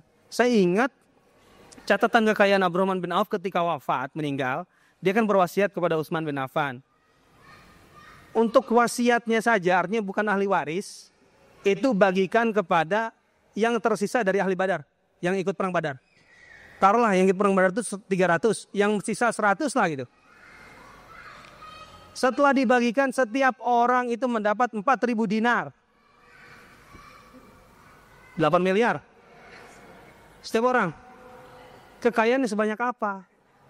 Tapi di tengah masyarakat yang semua sejahtera, yang masing-masing setiap tahun paling rendah dapat 100 juta dari negara. Gitu loh. Itu pun kekayaan Abdurrahman itu setiap kali dia sebenarnya dalam harian, itu dia bagi-bagi. Abdurrahman bin Auf itu semua Bani Zuhrah di masanya dia tanggung. Yang belum kawin dia kawinkan, yang itu siapa yang belum nikah? Sama seperti Thalha bin Ubaidillah. Thalha bin Ubaidillah itu uang cashnya setiap hari bertambah 100 dirham, 100 dinar, 1000 dirham. Setiap hari bertambah. Berarti sekitar 250 juta setiap hari. Uang cashnya. Tapi dia itu pernah menangis. Kan setiap hari bendaharanya kan Aisyah. Dia kasih ke Aisyah, Aisyah bagi-bagi ke orang-orang. Bayangkan itu, sejahteranya waktu itu orang ya. Udah setiap tahun dapat tunjangan negara, harian ada yang ngasih sedekah. Itu menangis. Menangisnya kenapa? Kok banyak sekali hartaku, kok gak habis-habis gitu loh. Sampai Isa mengatakan gak apa-apa, artinya menenangkan itu untuk kebaikan. Dia takut itu jadi fitnah. Itu takut menjadi balasan dari Allah yang lebih cepat daripada surga yang diharapkannya. Takut dia. Nah gitu. Jadi lihat, kaya silakan, tapi bukan berarti untuk bermewah-mewah. Itu lain hal. Bermewah-mewah itu gaya hidup, itu gak boleh dalam Islam. Tapi kalau kaya boleh ya, sedekahnya sebanyak-banyaknya. Kan begitu. Banyak sekali. Dan ini berarti dari akhwat semua. Ya. Oh gabung juga, udah artinya. Zaman 400 Hijriah itu kebobrokan umat Islam karena faktor internal. Iya. Jawabannya gitu aja ya. Iya, tadi sudah saya jelaskan. Kalau sekarang apakah bukan lebih faktor eksternal? Dikondisikan oleh musuh-musuh Islam? Enggak, faktor kita internal. Coba tanya internal kita sekarang seperti apa? Cara pandang kita terhadap kekayaan. Kita sekolah untuk apa? Untuk survive? Saya di UI pernah ngisi bicara masalah tadi, masalah tentang peran seseorang di umat, tanggung jawabnya, apalagi dalam posisi jabatan, kemudian dengan gaya hidupnya. Kemudian dia berkata, saya di Fakultas Hukum. Kenapa? Saya ingin dengan nanti saya menjadi seorang lawyer yang terkenal, saya punya mobil-mobil mewah dan sebagainya, itu untuk menunjukkan izzah. Enggak, saya bilang. Enggak bener. Itu enggak salah sejak awal. Oh, izzah apaan? Umar bin Khattab, dia ini kaya. Tapi kemudian jadi khalifah, dia miskin. Abu Bakar itu kaya, ketika menjadi khalifah miskin. Begitu. Umar bin Khattab, ketika dia seorang menjadi pemimpin yang sangat sukses, pasukannya menyebar kemana-mana, meraih kemenangan di setiap medan laga. Pasukan ketakutan luar biasa, musuh ketakutan luar biasa. Dia tanpa seorang pengawal pun tidur di bawah pohon ketika sedang menggembala. Ketika seorang ada dari Uzbekistan atau daerah mana datang ke Madinah mencari khalifah di mana, dia lihat pertama tidak ada bangunan-bangunan mewah di Madinah. Ke masjid, khalifah di mana? biasanya jam segini di sana, di tempat mengembala, di hima, di tempat ada zona eksklusif untuk hewan-hewan zakat. Umar di situ. Itu siang pas Qailulah, tidur siang. Ketika dia ke sana, kok nggak ada orang? Dia lihat ada seseorang sedang ngurus-ngurus binatang. Mana khalifah? Tuh di bawah pohon tidur. Dia hanya berkata waktu itu, adalta fa'aminta fanimta. Engkau sebagai pemimpin adil, maka engkau aman, maka engkau tidur nyenyak. Engkau di sini tidur, musuh-musuhmu di sana sedang lari kemana-mana nyari persembunyian. Kaisar Persia, Kaisar Romawi itu nggak pernah tenang tidurnya melawan pasukan Umar, merasa dikejar terus, sementara dia tidur di Madinah. Ketika Palestina jatuh di tangan kaum muslimin, kemudian uskup Palestina itu mensyaratkan khalifah sendiri, khalifah Islam sendiri yang harus menerima kuncinya. Umar datang. Dan ketika sampai di Jabiah dekat Palestina sana, Umar berkhutbah, kemudian setelah itu Umar mau mengambil kunci, menerima kunci. Dari Madinah dia dengan Aslam itu gantian naik onta. Kadang-kadang Aslam yang naik, kadang-kadang Umar yang naik. Tergantung siapa yang lelah. Nah seperti itu. Baju Umar itu jahitannya dalam satu riwayat sampai 18. Dia seorang khalifah, pemenang, memenangkan pertarungan dengan imperium besar, belum imperium besar. Sampai di Palestina, sampai di Jabiah, sebelum masuk Palestina, untanya kelelahan, bajunya juga lusuh, maka Umar minta diganti kendaraan, minta diganti baju. Abu Ubaidah memberikan baju dan teman-temannya memberikan baju yang bagus. Kemudian mengganti unta itu dengan birdaun. Birdaun itu kuda, tapi kuda untuk khusus pembesar, bukan kuda perang. Birdaun bukan untuk perang, tapi untuk, ya kalau sekarang apa ya, Mercedes kali ya, atau apa gitu, bukan untuk perang-perangan lah. Ya, jadi bukan jeep gitu, bukan. Kalau unta itu truk kesannya kalau saat itu. Iya, karena membawa barang. Unta itu membawa barang. Kata mereka, wahai Amirul Mukminin, mereka nanti melihatnya tidak pantas. Kita tidak punya ini, izalah gitu. Kalau seandainya engkau pakai unta itu, bayangkan mereka pembesar-pembesar Romawi pakai birdaun dengan baju kebesaran. Ini kan baju biasa walaupun ganti baju ganti baru. Kemudian engkau pakai unta, pakai truk, kan gak lucu nih. Langsung dia pidato kan. Ini setan apa yang kutunggangi? Ganti untaku sini. Nah gitu. Mana bajuku? Pakai lagi. Dia berkata di situ, nahnu qaumun a'azzanallahu bil Islam. Kita ini orang-orang yang diberikan izzah, yang mempunyai izzah, yang berwibawa karena Islam. Allah memberikan kita wibawa karena kita menjadi muslim, karena Islam. Mahmabtaghainal izzata bi ghairihi, kalau kita mencari wibawa itu, gengsi itu, bukan dengan Islam, adzalnallah, justru kita akan menjadi kerdil, terhina. Soal itu. Jadi berbeda ya sebenarnya. Oh.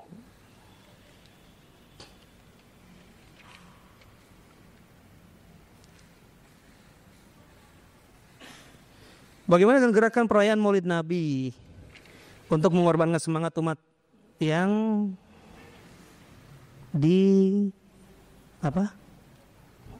dilakukan oleh Salahuddin Ayyubi? Apakah itu benar terjadi? Ini fakta sejarahnya ya, masalah sejarahnya bukan masalah hukumnya. Satu dua nanti satu hukumnya ya. Sejauh yang saya baca, saya juga pernah membaca literatur karena saya dulu membahas itu ya. Yang saya katakan bahwa saya menemukan buku ini gara-gara tugas kajian tahunan di Fakultas Dakwah di Madinah itu. Saya membahas masalah manhaj atau pendekatan dakwah di zaman Salahuddin. Saya membaca Raudhatain, saya membaca beberapa literatur yang lain yang ditulis di masa Salahuddin atau sedikit setelah masa Salahuddin. Sejauh yang saya baca dari buku-buku itu tidak ada satupun literatur yang menyebutkan bahwa perayaan Maulid Nabi dilakukan di zaman Salahuddin Ayyubi, atau apalagi Salahuddin Ayyubi menjadi pelopornya.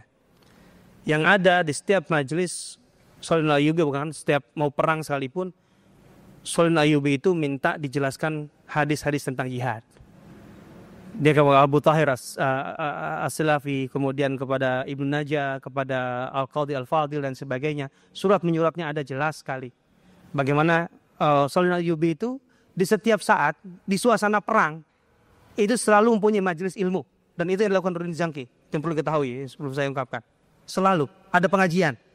Bahkan sebelum ketika sudah berhadapan dengan musuh, ada pengajian khusus tentang hadis-hadis jihad. Coba bayangkan aja. Jadi saya tidak menemukan itu. Hasil secara fakta sejarah saya tidak menemukan. Kalau kemudian dari mana? Wallahu a'lam. Wallahu a'lam. Kemudian artinya yang menyebutkannya harus bertanggung jawab. Dari mana dia ngambilnya? Kan al-bayyin atau al-mudda'i, kan gitu konsepnya. Yang mengklaim dia yang memberikan bukti dong. Mengklaimnya zaman Salahuddin mana? Setahu saya tidak. Seharusnya kaum muslimin yang ada di Quds harus berbuat apa dan bagaimana untuk menyelesaikan permasalahan yang sedang dihadapi, dan sebetulnya kondisi internal di Al-Quds ada seperti apa, terus gimana ya? Apakah harus hijrah muslimin Kudus? Ya, jangan hijrah. Ya jangan hijrah. Kalau hijrah ya habislah sudah. Karena itu yang diinginkan oleh Israel. Selesai pertarungan. Kalau hijrah kemana? Ke wilayah kaum muslimin yang lain? Emang kemudian menjadi lebih baik? Pengungsi-pengungsi Palestina menderita sampai sekarang. Emang kemudian ketika masuk ke negara-negara dan jumlah besar itu diterima sebagai warga negara yang sama haknya? Tidak, jadi warga asing. Itu yang menunjukkan bahwa konsep umat kita memang sudah tercabik-cabik. Tidak ada umat muslim. Kalau ada umat muslim seharusnya terjadi. Contohnya seperti zaman setelah Bani Umayyah sudah runtuh. Kan ada Abbasiyah ya di Baghdad. Tapi Umayyah kemudian berdiri lagi di Andalus. Secara institusi itu sebenarnya sudah terpisah, tidak bisa nyatu itu. Sebenarnya secara apa namanya de jure ya, itu dua otoritas hukum, ada dua khilafah sebenarnya. Tetapi lihat dari segi konsep umat, orang yang Muslim dari Andalus, dari Spanyol, dari Maghrib yang bawa Andalus, kalau mau masuk ke daerah Masyrik sampai ke Baghdad sekalipun, itu tanpa visa, tanpa ada sandungan-sandungan administrasi, tanpa ada perlakuan yang berbeda, bisa menikah dengan siapa saja, semua dianggap sebagai muslim bersaudara, tidak ada pemisah. Karena konsep umatnya masih benar. Walaupun institusi pemerintahannya sudah kacau. Tapi sekarang itu yang berbalik. Walaupun mengklaim seperti apapun, Saudi, kalau orang Indonesia kerja pasti di level gajinya itu yang termasuk paling rendah, sedikit di atas Bangladesh barangkali. Beda dengan pekerja yang berasal dari Mesir, dari Arab, karena mereka dianggap berbeda. Padahal pekerjaannya bisa jadi sama. Konsep umat sudah rusak. Itu kalau hijrah kemana? Apa mereka dianggap sebagai masyarakat yang enggak? Jangan hijrah.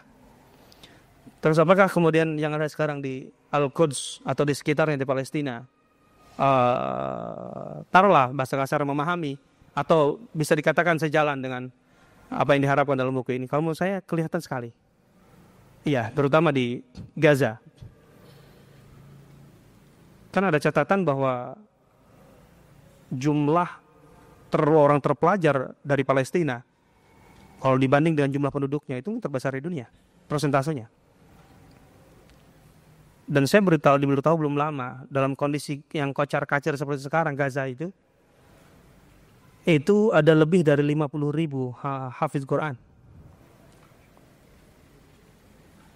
Waktu gonjang-ganjing tahun 2008, itu kan menjelang wisuda hafiz Quran yang jumlahnya sekitar berapa?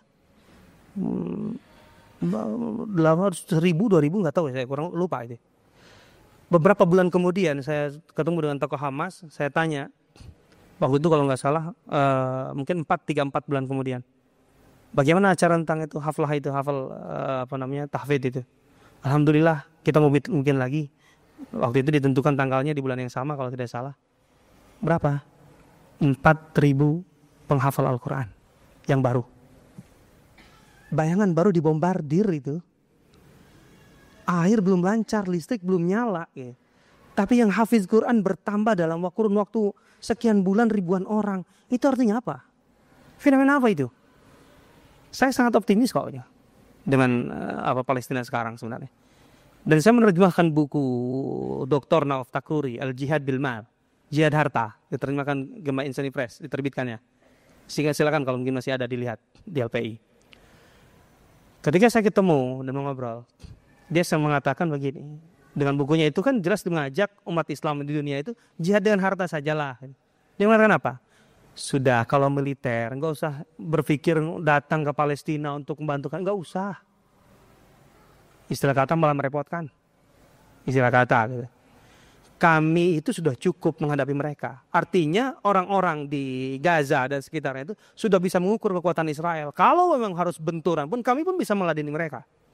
Yang penting ketika kami konsentrasi itu, istri anak-anak kami tolong, makanya perhatikan. Itu saja. Gitu loh. Makanya dia menulis buku Al-Jihad bil Mal. Ini dari lisan orang sana ya, gitu loh saya menyampaikannya. Jadi bukan hipotesa sama sekali. Ini saya optimis kok. Dengan adanya ribuan penghafal dalam 2 bulan bertambah, atau 3 bulan bertambah, dalam kondisi setelah dibombardir, itu masyarakat yang sangat luar biasa, sadar betul apa yang menjadi prioritas. Makan aja belum gak tercukupi, tapi kan hafal Quran tetap. Kita 24 jam bisa nyala itu. Iya kan?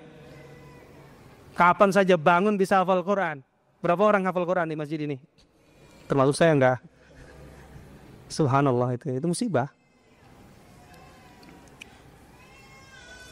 Ada yang lebih pendek dia, panjang sekali nih. Subhanallah, panjang-panjang kalau nanya. Gaya mahasiswa begini kali ya.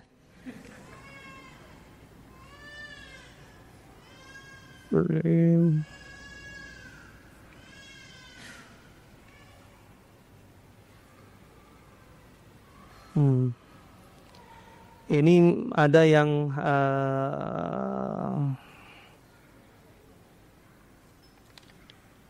ada 3 pertanyaan lagi, panjang juga jadinya. Ya barangkali tidak bisa dijawab semuanya. Kalau ini berapa lama kita punya waktu? Jadi berapa lama lagi? 5 menit. Sesuai dengan tema kajian, bagaimana ketika sejarah peradaban Islam itu sudah tidak dipedulikan, maksudnya ilmu sejarahnya dalam melakukan perubahan, apakah masih bisa dilakukan perubahan? Sedangkan ada sebuah pernyataan bahwasanya perubahan itu bisa terwujud salah satunya dengan melihat atau mengikuti sejarah. Dari sini saya memang melihat bahwa kajian sejarah itu sangat urgen. Bahkan saya selalu mengatakan, saya kebetulan mengajar sirah di berbagai tempat. Di rumah setiap muslim itu selain Al-Quran dan setidaknya Sahihain, hadis Bukhari dan Muslim, atau hadis Bukhari ya salah satunya, itu harus punya buku sirah. Karena kalau kita mendalami sirah itu betul dengan baik, sebenarnya sirah itu tentu kita tidak hanya berbicara dari satu buku lah, sirah secara umum. Itu kan implementasi dari Al-Quran dan Sunnah kan. Wujud nyata dari Al-Quran dan Sunnah itu kan ada dalam sirah. Katakanlah sekian persennya. Dan tidak semua terdokumentasikan. Dan ada sebagian yang harus diverifikasi. Tapi secara umum itulah implementasi nyatanya. Artinya ketika seorang mengkaji materi tafsir contohnya, mengkaji materi akidah, sebenarnya implementasinya kemudian dalam masyarakat, dalam kehidupan sehari, dia membutuhkan model. Dan model itu di sirah itu kuat sekali. Mau tidak mau. Abu Hanifah itu seorang imam fikih ya.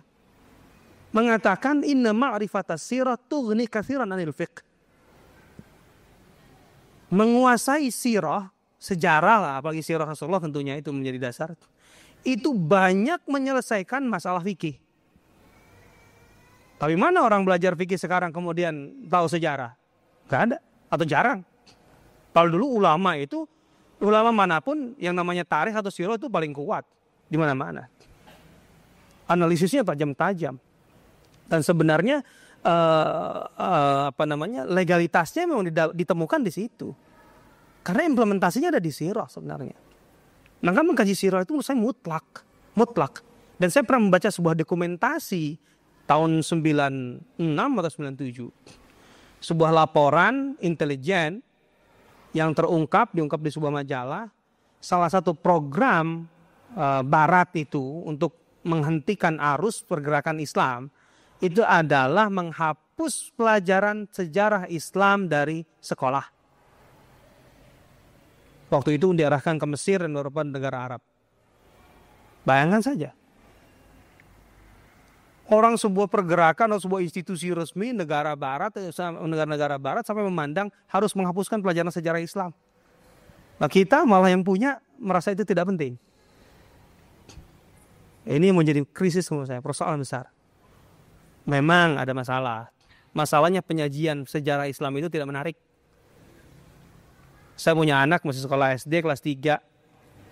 Yang satu kelas 2. Baca buku sejarah kebudayaan Islam itu. Pertama dari judulnya udah salah. Sejarah kebudayaan Islam. Kenapa harus sejarah kebudayaan? Sejarah Islam saja.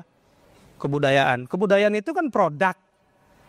Gitu loh. Tapi kalau agama itu kan yang melahirkan budaya. Tapi kalau Barat memang mereka mengatakan agama itu adalah produk budaya atau bagian dari budaya. Memang agama mereka lah. Memang mereka agama budaya. Ya kan? Tapi kalau kita kan bukan agama budaya. Ya setahu saya patung Yesus itu kalau di Eropa kan perawakannya perawakan Arya. Kan rambutnya agak keriting-keriting dikit belakangnya. Tapi kalau udah Eropa ke Afrika agak hitam legam dikit. Ke Cina agak sipit. Karena agama budaya. Tapi kalau kita kan bukan, gitu loh. Kita bukan. Kita yang melahirkan budaya, kan gitu. Berbeda. Tadi saya katakan jahiliyah itu sebuah budaya. Rasulullah itu kemudian mengangkat unsur-unsur yang positif dari jahiliyah itu, maksudnya bahan-bahannya itu. Para sahabat kemudian mengubah itu. Yang dibenarkan adalah unsur yang memang dianggap masih sejalan dan positif. Kan gitu intinya. Jadi memang ada persoalan. Di sejarah, buku sejarah kebudayaan Islam itu, apa yang disampaikan kepada anak saya pikir kalau begini isinya. Tidak bisa sejarah itu memberikan gambaran tentang sebuah perjalanan sejarah besar gitu. Lahirnya sebuah umat. Tidak juga bisa membanggakan orang yang membacanya. Enggak, sama sekali. Anak-anak, ya Allah ya Rabbi. Masalahnya guru-gurunya juga biasanya pengetahuannya ya sebatas yang dibaca dahulu gitu loh. Tidak ada pengembangan. Sehingga ya memang sejarah itu menjadi pelajaran yang tidak menarik. Padahal sangat menarik. Emang ngomong kaji tafsir nggak bisa lepas dari sejarah, tidak mungkin. Tidak mungkin. Justru kalau nggak tahu sejarahnya malah bisa rancu itu tafsir itu. Memahami ayat-ayat Al-Quran apalagi untuk diambil istinbat hukum. Nggak ngerti ini, yang ngerti hukumnya. Nggak mengerti sejarahnya, repot. So, itu bermasalah besar. Harus tahu. Dan saya berharap di sini kemudian bisa mengkaji sirah. Saridon tuh paling suka sirah, itu saya tahu.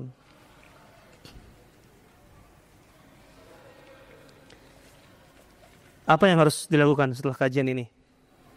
Buku ini belum selesai dikaji. Harus dikaji aja dulu lebih dalam. Saya malah berharap kalau memang ingin lebih serius, buku ini silakan difotokopi.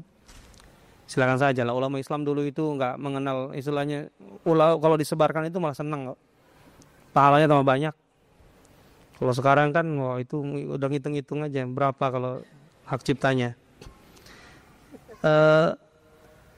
Kalau memang aslinya aspek dari buku ini ya masih banyak sisi sebenarnya. Ada contohnya masalah al-inshihab wal auda. Itu sebuah konsep dalam pergerakan yang dilakukan oleh Imam Ghazali. Kemudian pendalaman peran-peran madrasah seperti apa persisnya, karakteristiknya, kemudian bagaimana para ulama Abdul Qadir, Imam Ghazali dan lain-lain itu mendiagnosa persoalan di masanya. Artinya yang penting garis besarnya begini. Garis besarnya para ulama yang kemudian mempunyai kontribusi besar terhadap sebuah perubahan, itu mereka bisa menjawab persoalan-persoalan yang ada di masanya. Dan ini yang menjadi kekurangan kita. Begitu banyak persoalan di masa kita sekarang tidak terjawab. Tidak terjawab. Contohnya tantangan dalam masalah ekonomi. Lama sekali kehadiran ekonomi syariat ini, ekonomi Islam. Itu pun para peneliti, para pakar masih menganggap ekonomi syariat yang ada sekarang ini masih sangat-sangat dangkal. Masih terlalu teoritis, terlalu masalah-masalah yang sangat-sangat terkait hanya terbatas pada produk-produk perbankan konvensional yang itu kemudian coba dikelola atau diolah, diotak-atik. Padahal masalah ekonomi Islam jauh lebih luas ketimbang masalah perbankan. Jauh lebih luas, gitu ya. Aspek politik sampai sekarang saya belum menemukan sebuah konsep politik Islam yang dikaji secara mendasar dan menjawab teori-teori politik yang ada dan berkembang sekarang. Sampai sekarang. Bagaimana seharusnya politik Islam itu sampai membangun. Sampai sekarang masih bisa berkutat dengan istilah-istilah apakah harus khilafah atau begini dan sebagainya. Saya kok melihatnya ya, kalau melihat sejarah Rasulullah itu ketika tidak menentukan penggantinya siapa. Mau sistemnya kayak mirip agak kerajaan, ataupun mau tidak seperti itu tidak penting. Tidak mutlak kok peralihan kekuasaan dari ayah ke anak itu dilarang, enggak dilarang. Dari Ali bin Abi Thalib itu ke Hasan. Ali bin Abi Thalib itu khulafaur rasyidin, bahkan Hasan pun dinyatakan masuk khulafaur rasyidin. Dan Rasul menyatakan alaikum bisunnati wa sunnatil khulafair rasyidin. Hendaklah kalian mengikuti sunnahku dan sunnah khulafaur rasyidin. Artinya masalahnya bukan masalah dari ayah ke anak, tapi aspek-aspek kepemimpinan Islam itu terpenuhi enggak gitu. Kalau memang terpenuhi dari segi cara pemilihannya, dari segi kapasitasnya, ya sudah, mau anak mau bukan, tidak masalah. Yang penting tadi prosesnya memang benar sesuai dengan konsep-konsep Islam dan kemudian prakteknya juga benar. Sehingga melahirkan kondisi masyarakat yang berkeadilan, sejahtera dan seterusnya. Jadi itu tidak masalah sepanjang terpenuhi dari syaratnya. Atau ke orang lain ya tidak masalah juga kan gitu. Apalagi orang lain lah intinya. Jadi, kalau sekarang kan kita berkutat dengan sekarang kan masalah kalau kerajaan itu kuno, demokrasi bukan masalah demokrasi. Toh di negara-negara demokrasi pun juga yang lebih absolut ketimbang raja juga banyak. Sejelek-jeleknya kalau saya sistem kerajaan Saudi, tapi masalah-masalah mendasar rakyatnya terpenuhi. Dari sejak saya kuliah, tanya Ustaz Ridwan. Kita kuliah tahun 90-an sampai sekarang. Kalau orang makan kenyang ya, makan siang itu. Dulu 10 real satu porsi, sekarang 12 real. Cuma 2 real aja naik. Minuman kaleng dari tahun 70-an yang saya dengar sampai sekarang masih 1 real. Kan gitu. Orang sakit, apapun sakitnya, bisa masuk rumah sakit. Kemarin saya umroh, pas jemaah saya sakit, saya lihat ada anak ketabrak, patah tangannya. Dia masuk rumah sakit itu, ya diambil dulu sama dokter, diurus. Baru kemudian surat-suratnya belakangan. Kalau kita kan sulit begitu. Surat-surat dulu sampai orangnya udah hampir sekarat. Coba bayangkan, kan masalahnya bukan masalah demokrasi nggak demokrasi di situ. Kan pendapatnya. Bukan berarti sepenuhnya kerajaan benar, nggak juga gitu. Artinya persoalannya adalah masalah di luar itu maksud saya gitu ya. Seperti itulah gitu. Itu PR besar, ekonomi, politik, sosial dalam menghadapi krisis seperti apa. Mana konsep al-ma'un? Wa yamna'un al-ma'un. Mana limit untuk standar kemiskinan itu? Sekarang nggak, kalau sekarang pakai standar Indonesia, standar Islam itu digunakan di Indonesia. Saya kebetulan belum punya rumah, jadi saya miskin ini. Coba bayangkan saja, orang yang makannya tidak tercukupi, pakaiannya tidak tercukupi, tidak punya rumah, itu miskin dan itu punya hak dari zakat. Ada peruntukan negara secara khusus, alokasinya. Sekarang orang miskin Indonesia, alokasinya apa secara khusus? Dan terangkat nggak dari garis miskin sampai ke orang berkecukupan atau kaya yang paling rendah? Dalam konsep Islam dilakukan.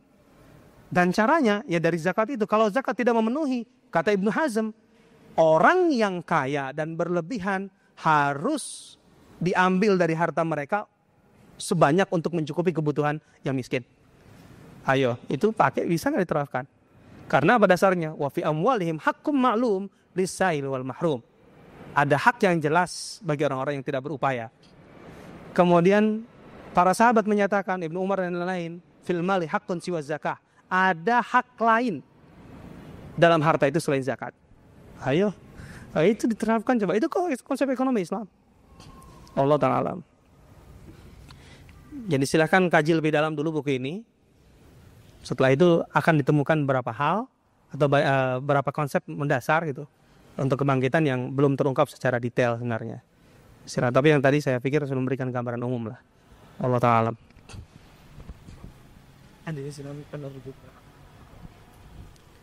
Daripada fotokopi mendingan diterbitkan di penerbit indie. Oh saya nggak ngerti nih penerbit indie itu gimana nih. Saya tahu film aja indie. Wah, Jogja memang lain itu cara pikirnya. Saya kalau ke Bandung kuliner, kalau ke Jogja nih kayak gini ya idenya.